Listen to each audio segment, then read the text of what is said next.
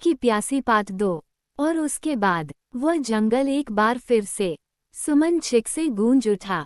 लेकिन आज की रात सुमन की चिकनी की आवाज सुनने वाला कोई नहीं था।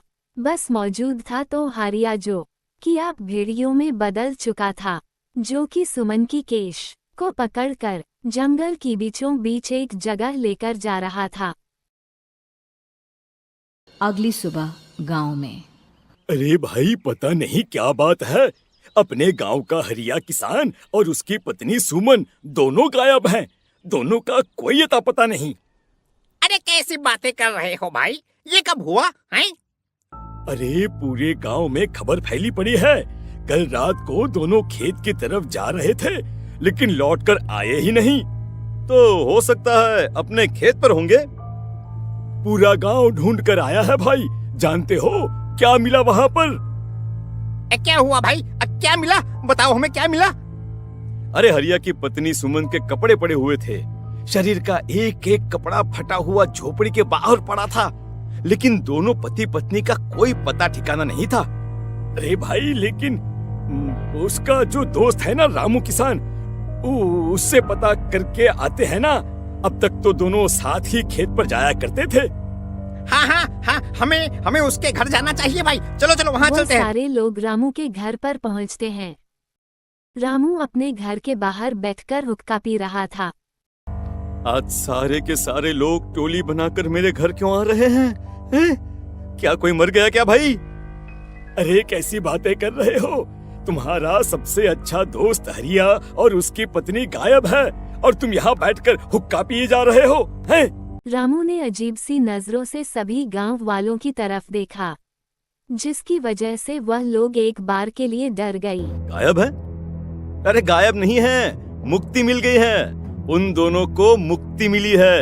इस दुनिया में आकर हर इंसान पाप करता है और उसे उसके पापों के लिए मुक्ति मिलना बहुत जरूरी है। अरे ये कैसी बहकी बहकी बातें कर रहे हो भाई हैं?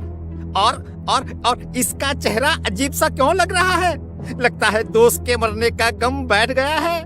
पागल हो गया है शायद ये पागल। यह बात सुनकर रामू चीखकर जोर से चिल्लाते हुए बोलता रहा है। पागल मैं नहीं हूँ, पागल तुम सब हो। और ये शैतानी जंगल अब तुम में से किसी को नहीं छोड़ने वाला, सबको खा जाएगा। याद रखना मेरी बात। शैतानी जंगल? कैसा शैतानी जंगल? लगता है रामू पागल हो चुका है। हमें यहाँ से चलना चाहिए भाई। चलो चलो चलो। तभी रामू की पत्नी बाहर आती है। नहीं, आप लोग इनकी बात का बुरा मत मानिए। 2 दिन पहले हरिया के साथ खेत पर गए थे। जब से वहाँ से आए हैं तब से ऐसी ही बातें कर रहे हैं। भगवान जाने ऐसा क्या देख लिया उन्होंने, खेत में कुछ भी बड़बड़ाते रहते हैं। लेकिन गांव के लोगों ने कमला की कोई बात नहीं सुनी और वह सब वहां से चली गई। रात अब धीरे धीरे ढलने लगी थी। अचानक रामू को धीमी सी आवाज में किसने पुकारा। रामू, आ जाओ, मैं तुम्हारा इंतजार कर रहा हूँ। और सुनो, अपनी पत्नी को साथ लेकर आना, नहीं तो काम अधूरा रह जाएगा। यह आवाज सुनकर रामू की चेहरे पर शैतानी मुस्कुराहट आ जाती है। अहो धीरे कदमों से अपनी घर के अंदर आती है। क्या हुआ? तबीयत ठीक है ना अब आपकी? मैं तुझे अपने साथ खेत पर ले जाने आया हूँ, चल। मैं तुम्हारे साथ कहीं नहीं जाने वाली। मुन्ना गहरी नींद में सो रहा है और उसे अकेला छोड़कर मैं तुम्हारे साथ खेत पर नहीं आ सकती।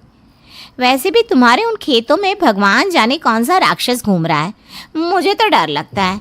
रामू गुस्से में दांत पिसता हुआ अपनी झोपड़ी से बाहर आ जाती है और कमला अपने बेटे के साथ गहरी नींद में सो जाती है। तभी अचानक रात को रामू की झोपड़ी के ऊपर काली साया वही गानी गुनगुनाती हुई घूमने लगती है जो हरिया की मोबाइल में बजा करता था। मैं मौत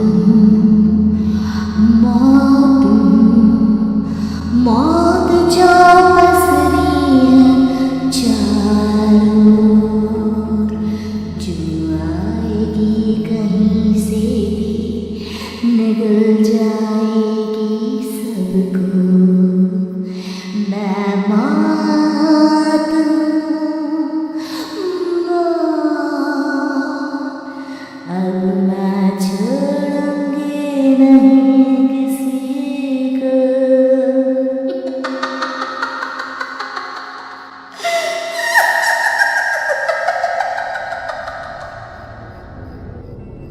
ये आवाज सुनकर रामू की पत्नी कमला की आंख खुलती है और वो देखती है कि उसका मुन्ना अपनी जगह से गायब था। कमला चीखते हुए बाहर दौड़ कर आती है। वहां पर उसने देखा कि रामू ने अपने बच्चे को झोपड़ी के बाहर एक पेड़ से उल्टा लटकाया हुआ था और उसका बच्चा चीख चीख कर रो रहा था। वहीं दूसरी तरफ एक साया बच्चे के ठीक नीचे आग जलाकर उसके चारों तरफ हैवानों की तरफ नाच रहा था। छोड़ दो मेरे बच्चे को। अरे क्या कर रहे हो तुम? शर्म नहीं आती तुम्हें? अपने ही बच्चे को इस तरह मौत के हवाले करते हुए। अपना बच्चा? किसने कहा ये मेरा बच्चा है? अरे ये तो उस रामू की औलाद है, इस गांव के किसान रामू की, और मेरी दुश्मनी इस गांव के हर इंसान के साथ है। क्या? कैसी बात कर रहे हो तुम? और ये औरत कौन है? ये मेरे बच्चे को खा जाएगी। तभी अचानक से उस साया ने एक बेहद खतरनाक दिखने वाली औरत का रूप ले लिया और उसकी आंखों से आग निकल रही थी। सही पहचाना तूने। मैं तेरे बच्चे को खा जाऊंगी। अगर तू अपनी इस हैवान पति रामू के साथ जंगल नहीं आई तो मैं तेरे बच्चे को खा जाऊंगी। लेकिन क्यों? आखिर क्या चाहती हो तुम मुझसे? मुझे जंगल क्यों ले जाना चाहती हो? औरत बुरी तरह से ठहाके मार मार कर जोर जोर से हंसने लगी और साथ में रामू भी। ये तो तुझे वहाँ चलने के बाद ही पता चलेगा ना। अगर तू नहीं आई तो थोड़ी देर में तेरा ये बच्चा आग में जलकर मर जाएगा। चल जल्दी। नहीं, मेरे बच्चे को छोड़ दो। तुम जहाँ कहोगे मैं तुम्हारे साथ चलने के लिए तैयार हूँ। और उसके बाद उस बच्चे को झोपड़ी में लिटाकर आगे आगे वो साया चल रहा था और उसके पीछे पीछे रामू अपनी पत्नी के बाल पकड़कर उसे घसीटते हुए जंगल की तरफ ले गया। जंगल में जाने के बाद, कितनी खूबसूरत हो तुम। आज की रात बस तुम और मैं एक दूसरे के साथ रहेंगे। मुझे तुमसे बहुत डर लग रहा है।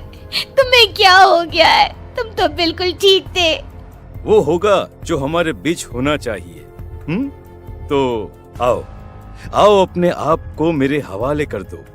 कमला ने डर की वजह से अपनी दोनों आंखें कसकर बंद कर ली थी। रामू ने बुरी तरह से चीख कर कमला से कहा, आंखें खोलो अपनी और मेरी तरफ देखो। कमला ने जैसे ही अपनी आंखें खोली उसने देखा कि रामू एक खतरनाक खूनी हैवान में बदल चुका था। कौन हो तुम? जाने दो मुझे। क्या चाहते हो मुझसे? वही जो एक आदमी एक औरत से चाहता है। मैं तुम्हारा पति रामू नहीं, बल्कि इस जंगल का एक भेड़िया हूँ, और आज की रात तुम्हारे खून से अपनी प्यास बुझा जाऊं। और उसके बाद वो जंगल कमला की दर्दनाक चीखों से गूंज उठा। अगली सुबह कमला के कपड़े भी जंगल में उसी तरह पाए गए जैसे कि सुमन के पाए गए थे। इस घटना के बाद पूरे गांव में दहशत का माहौल था।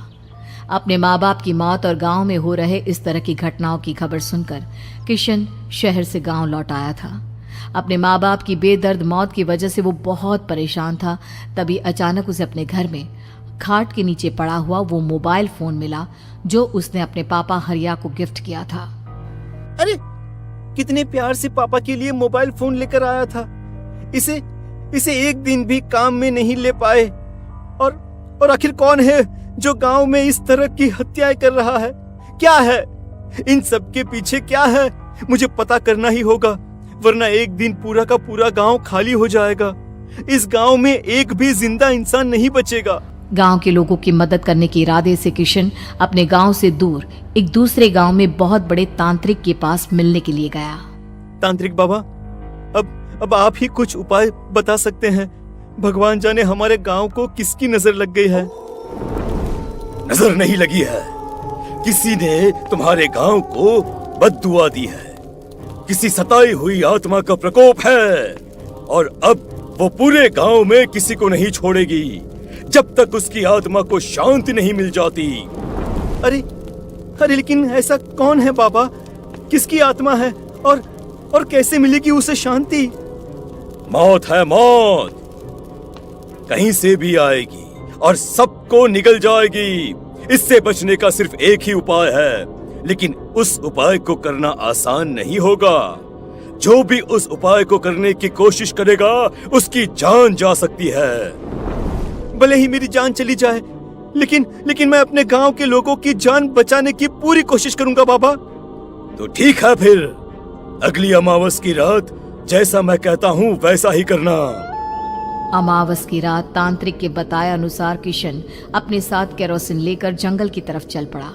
उसके हाथ में देवी के मंदिर का सिंदूर भी था। किशन जंगल के बीचों बीच पहुंचा। ये देखकर उसकी आंखें फटी की फटी रह गई। वहां एक उबलते पानी का तालाब था और कई लोगों की लाश लटक रही थी।